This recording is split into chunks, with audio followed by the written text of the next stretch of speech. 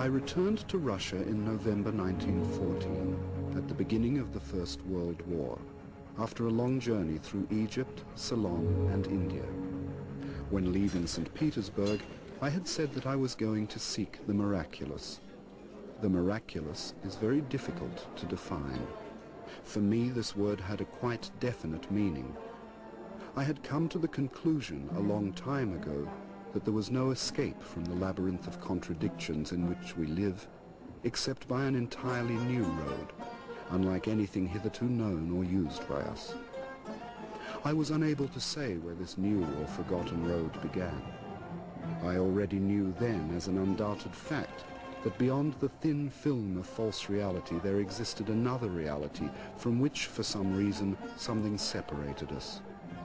The miraculous was a penetration into this unknown reality.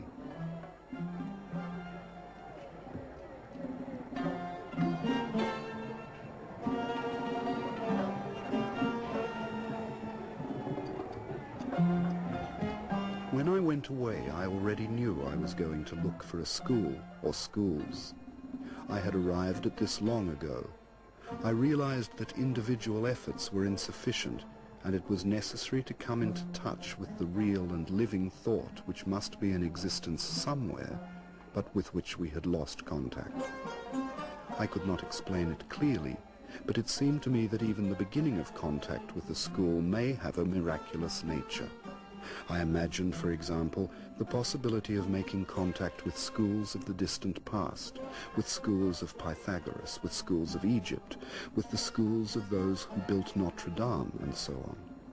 It seemed to me that the barriers of time and space should disappear on making such a contact.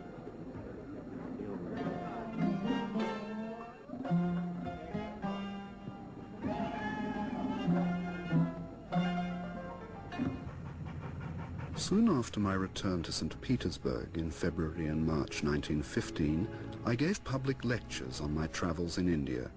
The titles of the lectures were In Search of the Miraculous. I felt that on the basis of a search it would be possible to unite together a large number of people who were no longer able to swallow the customary forms of lying and living in lying.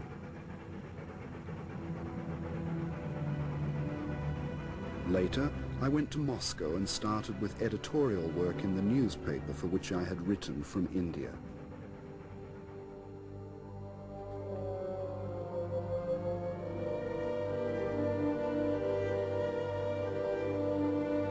Among people whom I met were two, one a musician and the other a sculptor, who very soon began to speak to me about a group in Moscow which was engaged in various occult investigations and experiments, and directed by a certain Gurdjieff, a Caucasian Greek.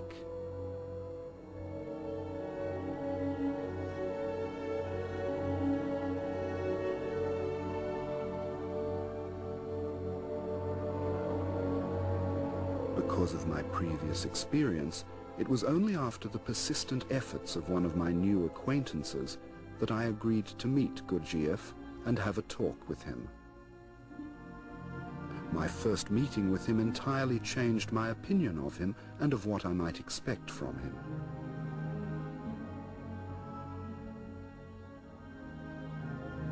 I remember this meeting very well. I saw a man who astonished me because he seemed completely out of the place and its atmosphere. I was still full of impressions of the East, and this man with the face of an Indian Raja or an Arab sheikh, whom I at once seemed to see in a white burnous or a gilded turban, was sitting in that small cafe.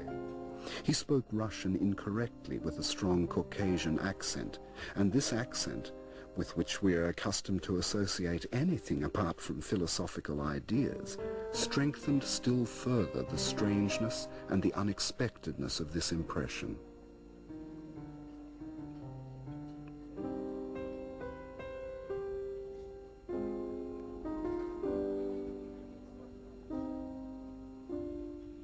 I was deeply interested in everything he said.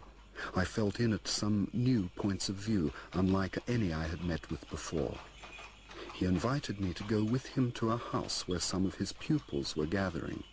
On the way, he told me how the war had interfered with many of his plans. Many of his pupils had gone with the first mobilization. Once or twice, he mentioned his journeys in the East and the existence of the ancient knowledge. I could not make out exactly where he had been. I mentioned to him my intention of going to the East again. Even if you found schools, you would find only philosophical schools, he said. There are only philosophical schools in India. It was divided up in that way long ago. In India there was philosophy, in Egypt theory, and in present-day Persia, Mesopotamia, and Turkestan practice. But you do not understand clearly what I mean by philosophy, theory, and practice. These words must be understood in a different way, not as they are usually understood. But how did you study? I asked him. I was not alone. There were all kinds of specialists among us. Everyone studied on the lines of his particular subject.